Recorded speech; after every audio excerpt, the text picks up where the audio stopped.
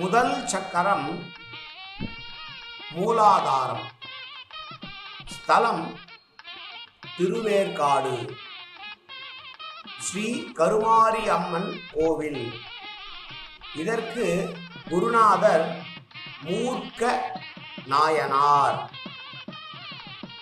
இரண்டாம் சக்கரம் சுவாதிஷ்டானம். தலம் மாங்காடு. ஸ்ரீ காமாட்சி அம்மன் கோவில். ஆதிசங்கரர் இதற்கு குருநாதர். மூன்றாம் சக்கரம் மணிப்பூரகம். குன்றத்தூர். ஸ்ரீ காத்யாயினி அம்மன் கோயில். சேக்கிழார் பெருமாள் குருநாதர். வெள்ளி, செவ்வாய், ஞாயிறு, பௌர்ணமியில் காலை 6 மணி முதல் 12 மணிக்குள்ளாக இந்த 3 தலங்களையும் ஒரே நேரத்திலே பார்த்து வருவது வாழ்வில் வளத்தை, நலத்தை, ஆரோக்கியத்தை பெருக்கும்.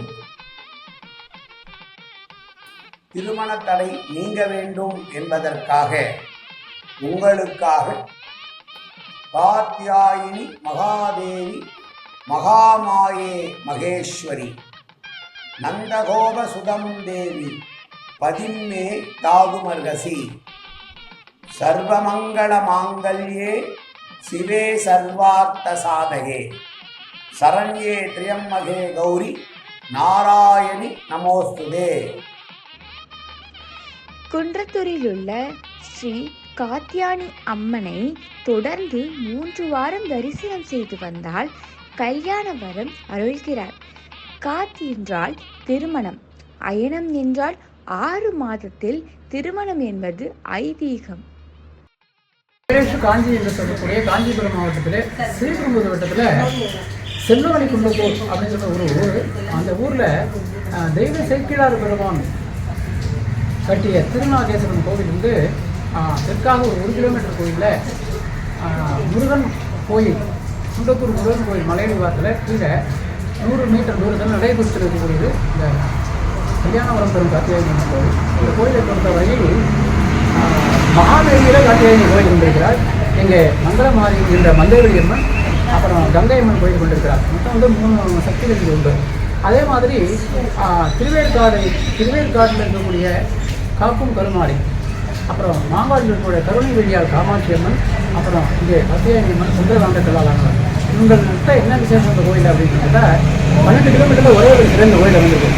அதை அந்த 3 சக்கரங்களை காணுதல் அப்படின்னு சொல்லிட்டு ஒரு பிரார்த்தனை மூலமாக எழுதுகிறார்கள். நம்ம உடம்புல வந்து மூலாதாரம், சுவாதிஷ்டானம், மணிபூரகம், ஆக்னி, இது மாதிரி 6 விதமான சக்கரங்கள் இருக்குது. அந்த 6 சக்கரங்கள் நம் உடம்பில் சரியாக இயங்கி நமக்கு உடல்நலம் நன்றாக இருந்து வாழ்வாங்க வாழ வேண்டும் என்று சொன்னால் நாம் வந்து வாழ்க்கையிலே 3 சக்கரங்களை தெரிஞ்சுக்க வேண்டும். திருவேற்காட்டில் இருக்கக்கூடியது மூலாதார சக்தி, அது சுவாதிஷ்டானம், மாங்காடு, மணிபூரகம். இங்கே இந்த காத்தியாயினி சக்தியாக வழிபாடு செய்கிறார்கள். ஒரே நாளில் வந்து வழிபாடு செய்கிறார்கள்.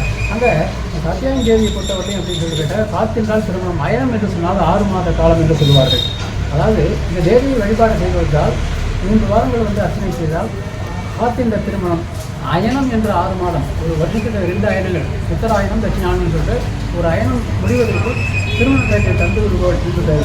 அதுதான் துர்கை வடிவங்களாக இருக்கக்கூடிய இந்த காத்தியாயினியை வழிபாடு செய்ய வேண்டும் என்று சொன்னார்கள். இங்கே திருமண நிகழ்வுகளே பிரார்த்தனையாக இருக்கிறது என்று சொல்லலாம். அப்படின்னு கேட்டால் முதல்ல எதாவது வித்யாஸ் நகர்மே நமசோ வசத்தியா நிற்கம் தேவம் நட்டுறது என்னோஸ்தோ அனுராதான விஷா பர்த்தேன்னா சதஞ்சி வேணும் சவீராக அப்படின்னு சொல்லிட்டு 2 தேங்காய் வச்சு தான் பூஜை பண்ணி, பிள்ளையார் பூஜை பண்ணி வீட்டில் போய் கொண்டு மாப்பிள்ளை ஆகிட்டு வரும் சத்தகத்துக்கு.